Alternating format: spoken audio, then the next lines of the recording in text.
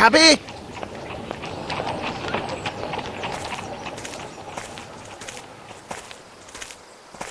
Mr. Holmes, Dr. Watson, I feel relieved that everything is settled. The inspector told me that you were not as useful as you had hoped in this case, but you did your best, and I am grateful to you. Dear Lestrade, well, the inspector deliberately minimized my role in this matter, so that I could reveal a secret to you. I wish Lieutenant Harrington could be here now, but... He had to leave for London on a very urgent business. But how could you know? It is my business to know, Miss Bromsby. Thus I am able to tell you about the case of the silver earring. Everything begins on that sad afternoon, which was to celebrate your birthday, and ended with the untimely death of your father. Miss Bromsby, you did not murder your father. I kissed your hand that day, and did not detect even the slightest smell of gunpowder. I also discovered powder traces that proved the shot was fired from behind the second side door. You were not seen at that door, but where did the murderer go after taking his shot? Everyone who tried to exit through the side entrance found it blocked. According to witnesses and other evidence, none of the guests could have possibly been the murderer, because they were all present in the ballroom.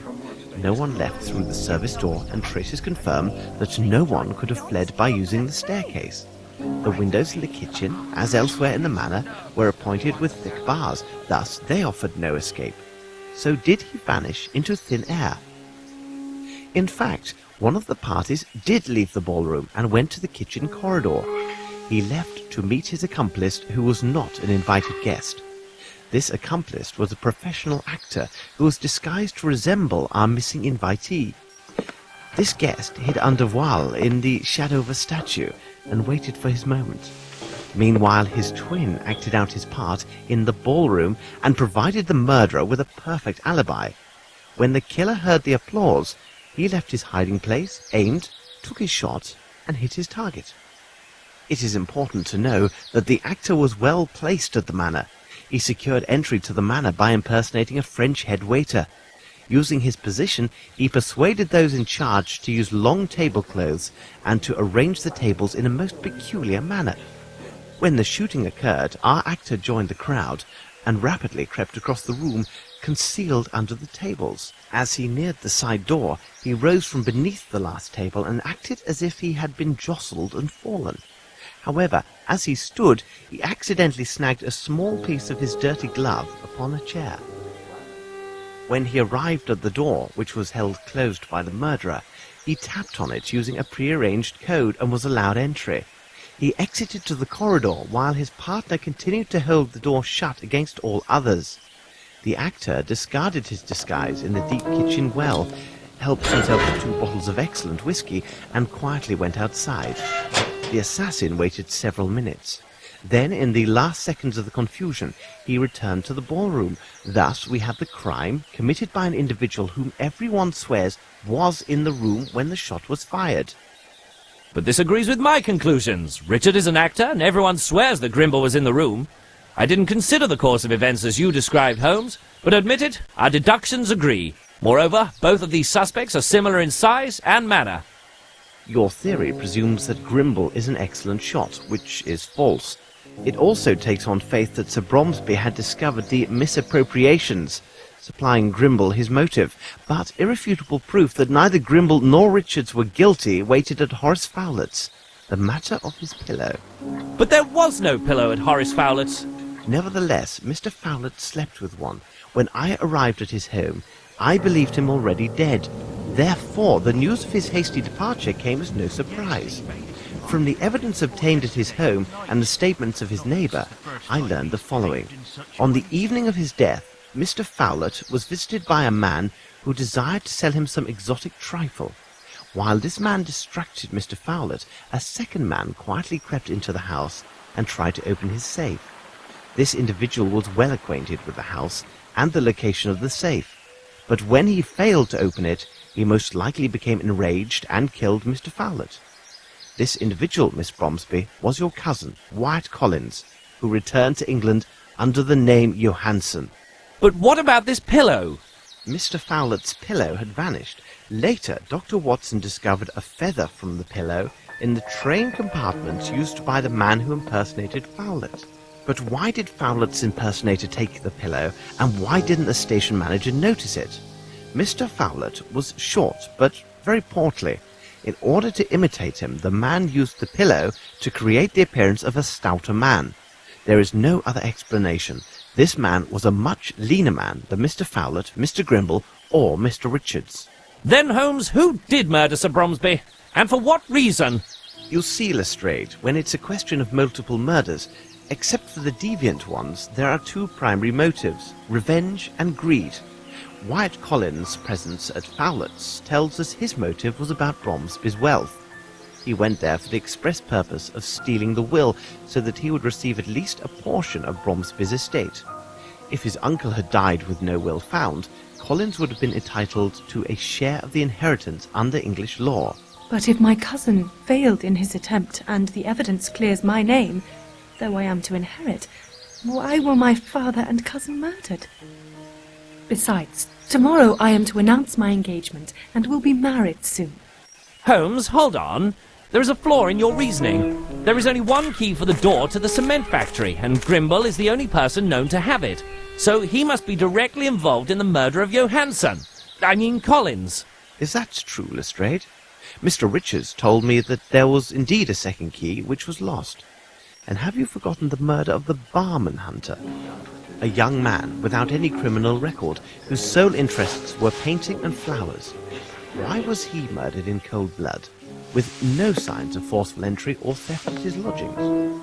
Simply put, he was killed because he was present when your father was murdered. But why Hunter? What did he see or hear? And above all, how did he acquire the earring of Miss Veronica Davenport, the leading actress of the Fairfax Theatre and Dwight Richards' mistress? I can stand this no more. My thoughts are dazed. Will you finally reveal who murdered my father? The murderer? Here he comes now. I understand your feelings of incredulity, but I have never been more serious. You must know that the first person who enters this room is the murderer of your father, Miss Bromsby, and I will provide irrefutable proof of their guilt.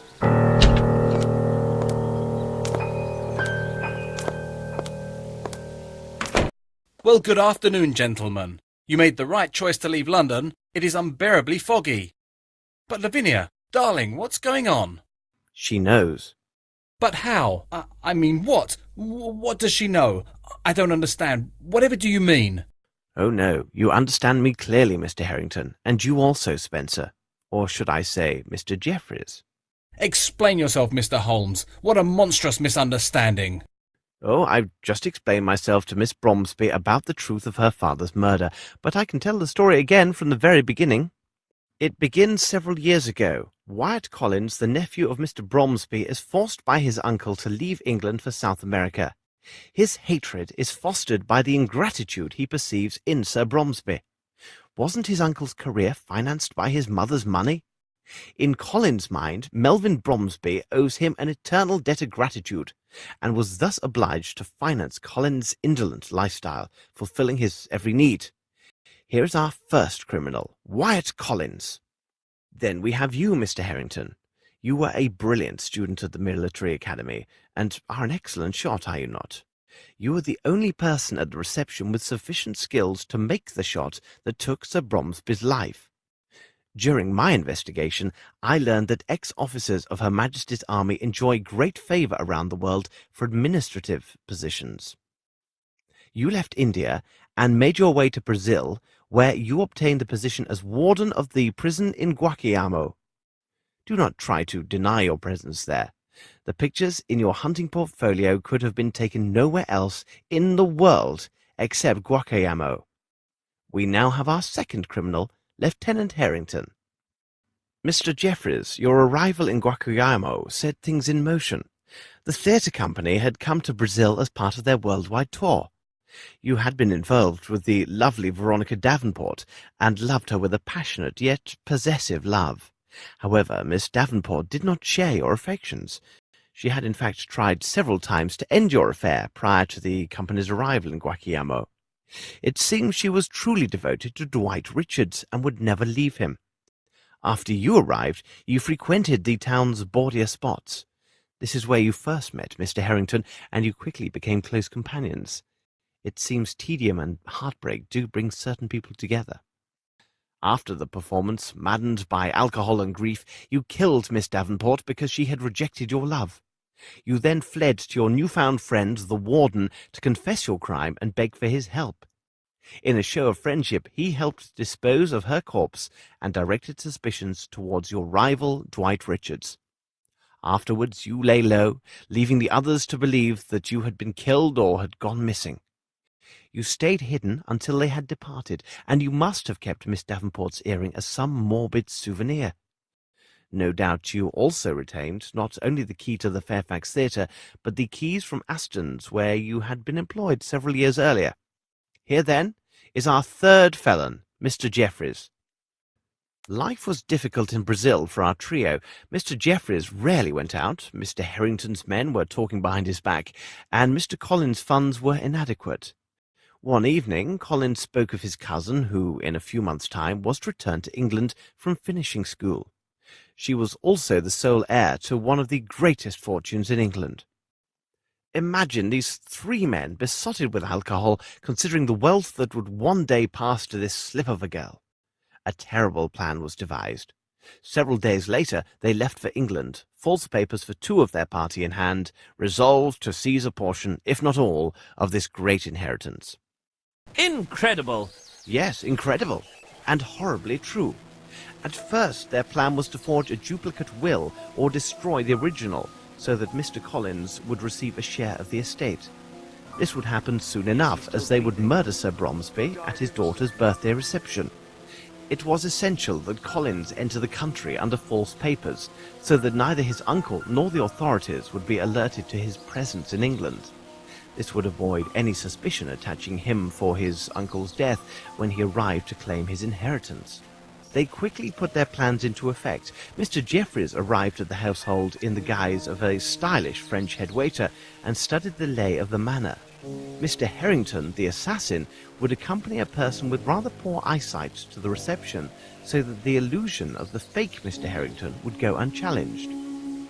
As the head waiter, Jeffries was in a unique position to study the guest list.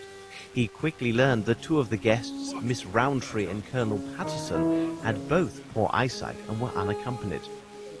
Lieutenant Harrington was quite busy in the days before the reception.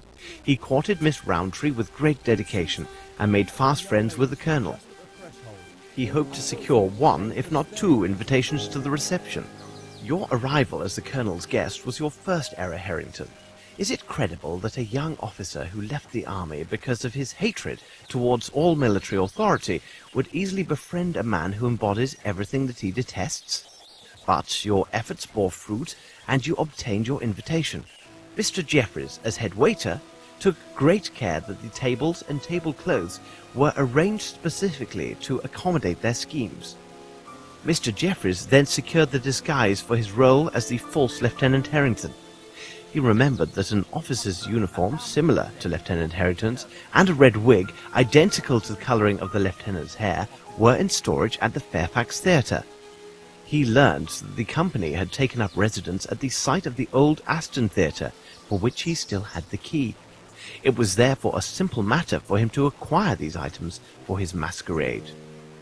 They now only lacked the will, which Mr. Collins presumed was kept at Flowlet's house. Their plan was to take these papers prior to the murder of Sir Bromsby, so that Flowlet would be unaware of either their presence or substitution until it was too late. But things went badly. Mr. Jeffries tried to divert Mr. Flowlet, but he must have been alerted by some noise, as Collins struggled vainly to open the safe. Upon being discovered, Collins killed Flowlet on the spot.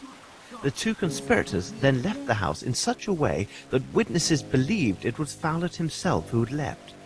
They would now have to find another way to get hold of the money, because no doubt Sir Bromsby had disinherited Collins in favour of his daughter. They decided to take the money from his daughter, a young, naive and vulnerable young woman. On the day of reception, Mr. Harrington arrived with Jeffries, disguised as his servant Spencer and the Colonel. With the promise of whiskey, Jeffries easily secured the unwitting aid of two fellow servants and assumed a position at the service door.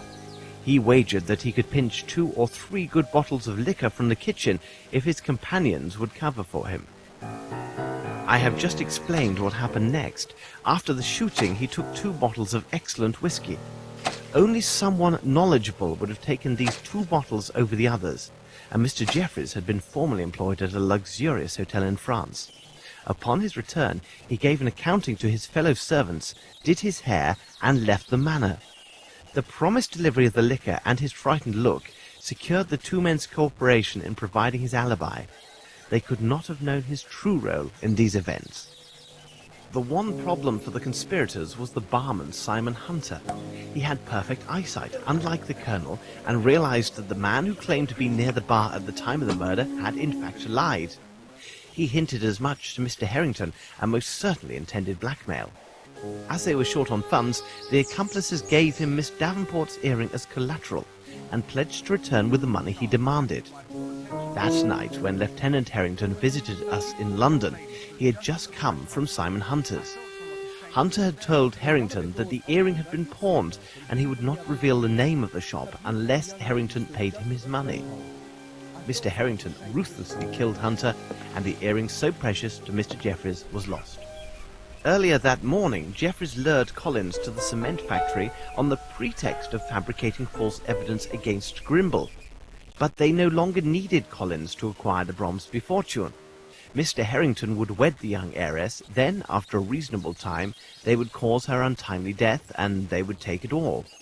So Mr. Jeffries murdered Collins and made sure his body was barely recognizable.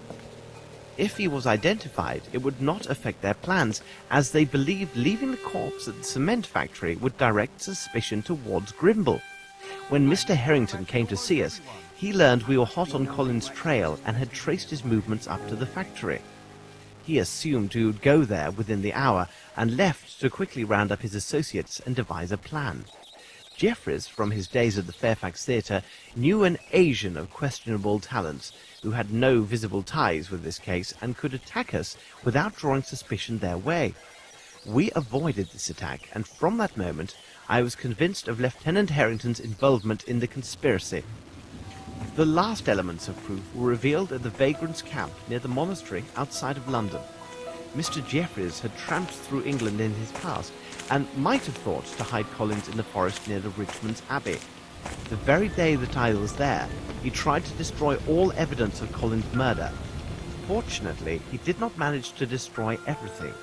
It seems Collins, foreseeing his possible death, left a small surprise for his accomplices. It would be easily missed, except by someone who observes all and misses nothing. But this is merely some draught to lull us to sleep, Mr. Holmes. Lavinia, surely you can't believe these mad accusations? They arise from nothing. What proof do you offer for what you say? None. Believe what you will, Mr. Harrington. I will warn you that Mr. Collins left a letter written in his own hand, which named yourself and Mr. Jeffries, and accused you both of complicity in the murder of his uncle. At this very moment, Inspector Lestrade's men are conducting a search of your rooms. They will find the evidence that, when added to the accusations within this letter, will prove your guilt beyond all doubt. The Chirapaqui cigarettes, your portfolio, as well as a feather from the pillow which was taken from Horace Fowlett's. These items prove my deductions. I suggest we wait here for their arrival with these proofs, and I assure you our wait will be brief. Bravo, Mr. Holmes. Well done.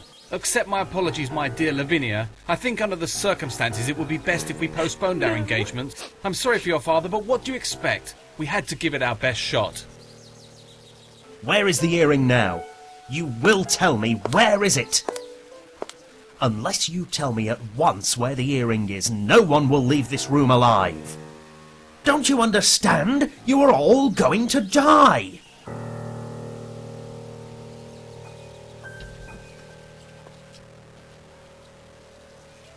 They are all yours, Lestrade. I suggest you return with your agents to London as soon as possible. Thank you, Mr. Grimble, for literally applying my precepts. Watson, let us escort Miss Bromsby to her rooms. She will need her rest.